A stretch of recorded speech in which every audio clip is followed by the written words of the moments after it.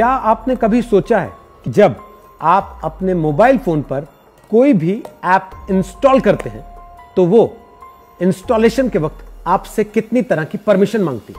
असल में data digital economy के लिए बहुत ज्यादा अहम माना जाता है और हाल फिलहाल जो दुनिया भर में माहौल बना है उसके बाद इस चीज को लेकर अध्ययन हुए तो पता चला कि डेटा एक्सेस के लिए ज्यादातर चाइनीज मोबाइल ऐप्स बाकी ऐप्स के मुकाबले आपसे कहीं ज्यादा परमिशंस मांग लेती हैं। जहां कहीं से भी आप इन चाइनीज ऐप्स को डाउनलोड करते हैं वहां पर इन ऐप्स के द्वारा इंस्टॉलेशन के लिए मांगी जाने वाली परमिशन का डेटा मेंटेन किया जाता है। इन प्ले स्टोर की जानकारियों के मुताबिक चाइनीज एप्लीकेशंस यूजर्स से जितनी मात्रा में डेटा परमिशन मांगती हैं, एक्सेस मांगती हैं, वो काफी चौंकाने वाली है। अब आपको बताते हैं ये डेटा का खेल चलता कैसे है, इसे थोड़ा विस्तार से समझिए। जर्मन ऐप डब स्मैश, आप सबने इसका नाम सुना होगा। जब आप उसे इंस्टॉल करते हैं तो वो अपने यूजर से 19 तरह की परमिशंस मांगती है। लेकिन वहीं जब आप चाइनीज कंपनी टिकटॉक के ऐप को यूज करते हैं यानी अपने मोबाइल पर इंस्टॉल करते हैं तो वो आपसे 30 तरह की परमिशन मांगती है, यानी कि डब स्मैश के मुकाबले 11 परमिशंस ज्यादा। और इनमें टिकटॉक एक ऐसा ऐप है जो नेटवर्क और जीपीएस के जरिए आपसे आपकी लोकेशन डेटा की भी जानकारी लगातार मांगते रहता है। आपने एक और ऐप का नाम सुना होगा, फनीमेट, वो केवल 13 परमिशंस मांगती है। अब जरा इसकी तुलना कर लीजिए टिकटॉक के साथ, तो वो इसके मुकाबले 17 परमिशंस आपसे ज्यादा मांग रही है। लोकेशन की जानकारी जबकि इन ऐप्स के लिए जरूरी नहीं है जो कि डब स्मैश जैसे काम करती हैं। हेलो ऐप बहुत तेजी से उभरता हुआ एक चीनी कंटेंट शेयरिंग और सोशल नेटवर्किंग ऐप है। मुझे यकीन है आप लोगों ने भी देखा होगा, बहुत से लोगों ने अपने मोबाइल पर उसे डाउनलोड भी किया होगा। लेकिन कभी आपने ध्यान दिया कि जब आप इसे इंस्टॉल कर रहे थे इसने आपसे कितनी तरह की परमिशंस मांगी? ये हेलो ऐप आपसे 39 तरह की परमिशंस मांगता है, जबकि इसी के मुकाबले कॉम्पिटिटर भारतीय ऐप है शेयर चैट जो आपसे सिर्फ 26 तरह की परमिशंस मांगता है। और यहां भी हेलो आपसे हमेशा आपकी लोकेशन डिटेल मांगता है, शेयर चैट ऐसा नहीं करता। अब जरा गेमिंग ऐप की भी बात कर लीजिए, चाहे वो पबजी हो या फिर क्लैश ऑफ किंग्स। ये गेम्स भारत में इस समय मोबाइल एप्लीकेशन चार्ट में सबसे ऊपर आते हैं। और यहां भी परमिशंस की अगर आप तुलना करेंगे तो ये दोनों ऐप अपने कॉम्पिटिटर्स के मुकाबले कहीं ज्यादा परमिशंस आपसे मांगते हैं।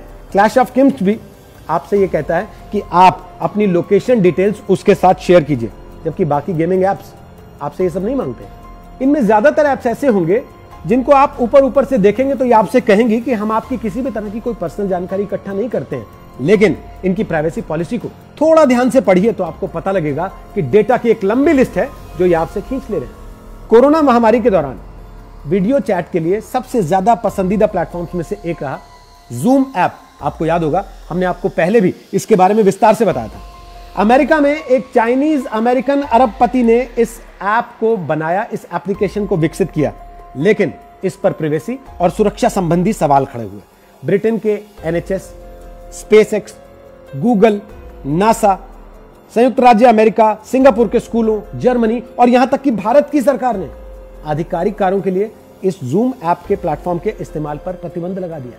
3 साल पहले भारत के गृह मंत्रालय ने चेतावनी दी थी 2017 में कि निकट भविष्य में कम से कम 40 चीनी एप्लीकेशन साइबर हमले का हिस्सा बन सकते हैं। और यह एडवाइजरी खुफिया सूचनाओं के मद्देनजर बहुत इंपॉर्टेंट एडवाइजरी थी। यह बात सच है कि भारत के पास अमेरिका या यूरोप के जैसे मजबूत प्राइवेसी कानून नहीं है, लेकिन भारत सरकार ने सही वक्त पर डेटा प्रोटेक्शन प्रावधानों को लागू करने की शुरुआत जरूर कर दी है। भारत में चाइनीज निवेश की अगर बात की जाए तो भारत की कुल एफडीआई में चीन की हिस्सेदारी कुल मिलाकर महज 0.52% है। लेकिन पिछले 5-6 साल में भारत में हार्डवेयर में मैन्युफैक्चरिंग, इंटरनेट और डेटा आधारित संगठनों के अहम क्षेत्रों में चीन की हिस्सेदारी बहुत हद तक बढ़ गई है। और स्मार्टफोन की जहां तक बात है तो पहले तो नोकिया, सैमसंग और एप्पल का बोलबाला था, लेकिन जब से नोकिया बाजार से आउट हुई उसके बाद भारत में जगह किसने ली?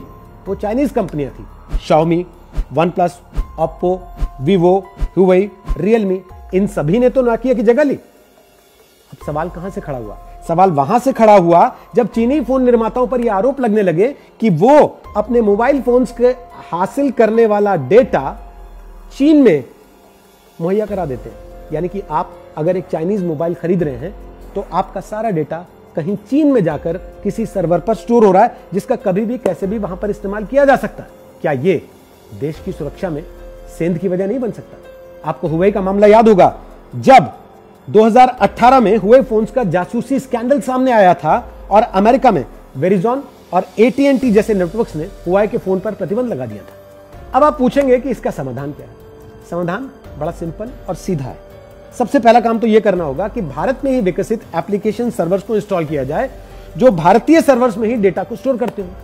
और दूसरा, कारगर और सुरक्षित मोबाइल एप्लीकेशंस विकसित किए जाए। भारत में अभी डिजिटल स्पेस में बहुत ज्यादा तरक्की की संभावना है। इसके लिए डेटा की खपत से जुड़ी जवाबदेही की जरूरत और ज्यादा है। ऐसा करना मुश्किल नहीं है, क्योंकि भारत हमेशा ही दुनिया भर के प्रमुख सॉफ्टवेयर निर्यातकों में से रहा है। अब अगर दुनिया भर के मुल्कों के लिए भारत ऐसे सिस्टम विकसित कर सकता है कि उनके डेटा सुरक्षित रहे, तो क्या अपने लिए नहीं कर सकता?